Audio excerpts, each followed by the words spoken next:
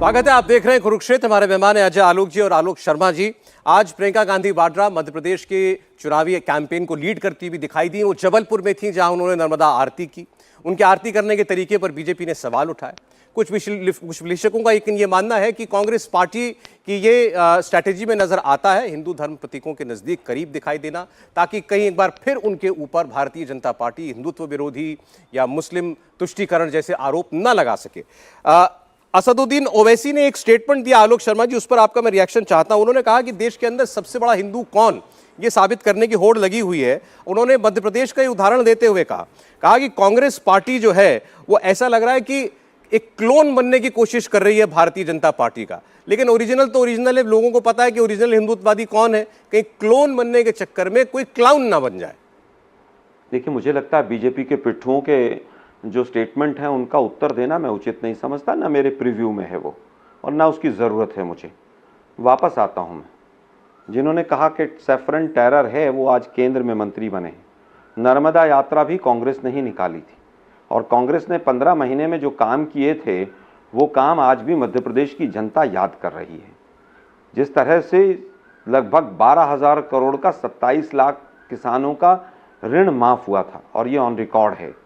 जिस तरह से सोशल सिक्योरिटी 300 से 600 रुपये की गई, 1 करोड़ लोगों को 100 यूनिट बिजली फ्री देने की जो बात थी वो पूरी की गई हमने। 1000 गौशालाएं बनी थी, और जो ये महाकाल कॉरिडोर की बात कर रहे हैं ये भी उस समय पर 300 करोड़ रुपए का बजट रखकर कमलनाथ जी ने शुरू किया था। सरकार चली गई, इन्होंने पूरा किया और उसमें घोटाला किया, बहुत महा घोटाला किया। तो जो लोग इतने बड़े बड़े धर्म के नाम पर घोटाले करते हों, अब मैं अजय आलोक जी से एक छोटा सा सवाल पूछना चाहता हूँ। 6000 लड़कियां जो थी, जो एक बालिका कन्या विवाह योजना लेकर आए थे, उसमें फ्रॉड शादियां हो गई, और ज़्यादातर सारे के सारे हिंदू नाम हैं उसके अंदर। अरे भाई, आप तो हिंदुओं के नाम पर जो करते हैं वो पूरा देश देख रहा है, और आपने ये पूरा प्रयोग अपना अभी कर्नाटक में देखा, और आरएसएस ने कह दिया है कि मोदी जी का चेहरा और हिंदुत्व, इसके नाम पर काम नहीं चलेगा। अब कौन असली हिंदुत्व है, कौन नकली हिंदुत्व है, इसका कोई वो नहीं है। हिंदुत्व हिंदुत्व होता है, और हिंदू हिंदू होता, चाहे मैं हूं, चाहे सौरभ शर्मा हो, चाहे अजय आलोक जी हो, चाहे आचार्य जी हो। ये बीजेपी का जो डिवाइड एंड रूल का फार्मूला है कि वो हिंदू तो खराब है और वो हिंदू अच्छा है, इस तरह की पॉलिसी ने इतिहास में भी हिंदुत्व को नुकसान दिया है। तो कृपया करके हिंदुओं को बांटने का काम बीजेपी ना करे। अब हम केवल ये पूछना चाहते हैं, व्यापम में जो 5 दर्जन के करीब लोग मरे थे, उसमें से एक भी मुसलमान नहीं था। अभी मेरे पास लिस्ट आई है, सारे के सारे हिंदू हैं। अब हम पूछना चाहते हैं, भाई आप हिंदुत्व हिंदुत्व के नाम पर करोगे क्या?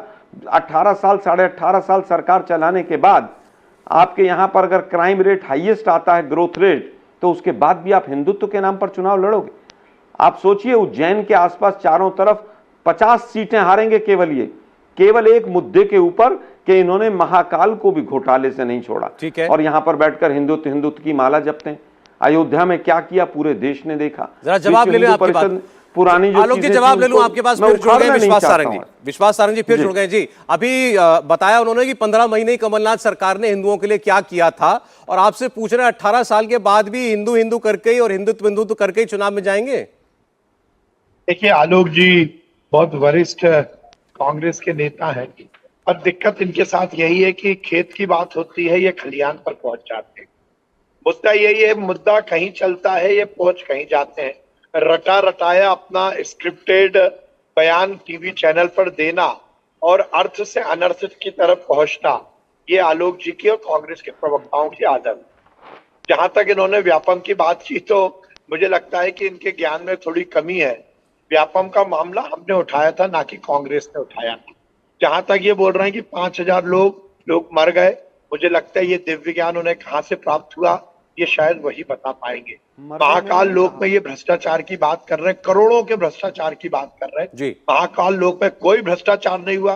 मैं आपके चैनल पर स्पष्ट कहना चाहता हूं, 2.5 लाख रुपए की वो मूर्तियां जो फाइबर की बनी हुई थी, और वो भी कॉन्ट्रैक्टर के कॉन्ट्रैक्ट में थी, उसमें सरकार का पैसा नहीं लग रहा, उसमें कहां से घोटाला हो गया।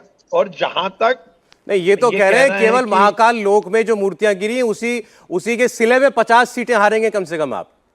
अब देखिए, लोग गालिब ने लिखा है ना, मन बहलाने को गालिब, ये ख्याल अच्छा है, ये घूम ले। ये कहीं भी घूम ले, प्रियंका दीदी या राहुल बाबा आ जाए, त्रिकुंट लगा ले और कोट के ऊपर जनेऊ पहन ले, अपने आप को हिंदू प्रदर्शित कर ले, ये जनता को गुमराह करने की कोशिश करें पर भगवान को गुमराह करने की कोशिश ना करे। और मैं फिर कहूंगा, कमलनाथ जी ने 15 महीने में जो पाप किया है ना, वही काफी है कांग्रेस की जमानतें जब्त करने के लिए। आज बड़े राहुल बाबा आए थे मध्य प्रदेश में 2018 में, कहा था 1 2 3 4 5 6 7 8 9 10 दिन में हम 2 लाख रुपए का किसानों का कर्जा माफ करेंगे। आलोक जी बताइए, एक भी किसान का कर्जा माफ हुआ? आपने कहा था कि हम बेरोजगारों को बेरोजगारी भत्ता देंगे, एक भी बेरोजगारों को बेरोजगारी भत्ता दिया। अब ये कह रहे हैं कि मुख्यमंत्री कन्यादान योजना में घोटाला हो गया। मुझे आश्चर्य होता है, लाखों कन्याओं का विवाह हो गया, कहीं कोई घोटाला नहीं हुआ, और राहुल आलोक जी कहते हैं घोटाला हो गया। लाडली लक्ष्मी, और सबसे बड़ी बात तो मुख्यमंत्री जी ने 2 दिन पहले लाडली बहना योजना की शुरुआत की है जी।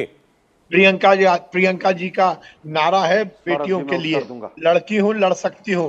मुझे लगता है वो मध्य प्रदेश में आई थी तो सबसे पहले उन्हें लाडली बहनाओं के जो उत्सव चल रहे हैं, जो माननीय मुख्यमंत्री जी को जो धन्यवाद दे रही हैं, जो भारतीय जनता पार्टी को जो धन्यवाद मिल रहा है, उन कार्यक्रमों में सम्मिलित होती तो उन्हें यथार्थ पता। अरे आप तो 1000 रुपया दे रहे हैं बहनों माताओं को, उन्होंने तो 1500 रुपए की घोषणा की है।